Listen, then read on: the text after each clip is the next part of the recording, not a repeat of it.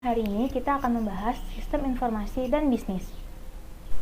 Ketika kita sedang menjalankan bisnis, pastinya bermunculan berbagai ancaman atau kompetensi antar pembisnis, di mana kompetensi bisnis itu dapat diukur dari beberapa aspek. Aspek yang pertama adalah ancaman pendatang baru, seperti bermunculannya perusahaan perintis atau startup yang sekarang sedang booming dan diikuti oleh banyak kalangan yang tentunya akan menimbulkan persaingan antar pembisnis. Yang kedua adalah kekuatan para pembeli, di mana ketika banyak barang di pasaran, maka disitulah para pembeli bermunculan. Aspek yang ketiga adalah kekuatan pemasok yang mampu memasok barang lebih banyak daripada toko-toko lain. Yang keempat adalah tersedianya barang pengganti di saat barang utama yang dicari tidak ada. Pemasok dengan cepat menyediakan alternatif barang kepada pembeli. Yang kelima adalah persaingan antar pesaing lama yang berlomba-lomba menurunkan harga satu sama lain. Bagaimana caranya agar kita dapat memenangkan persaingan bisnis?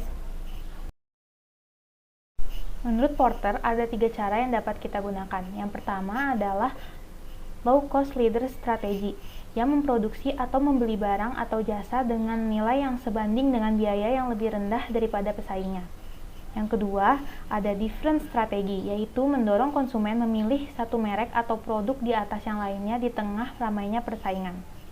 Yang ketiga, ada focus niche strategi, yang melibatkan penawaran produk yang disesuaikan dengan selera dan kebutuhan mereka kepada pelanggan khusus. Lalu yang menjadi pertanyaan kita, di manakah sistem informasi berada? Apabila perusahaan sudah menggunakan sistem informasi sebagai aktivitas utamanya, berarti perusahaan tersebut telah menjadikan sistem informasi sebagai keunggulan bersaing.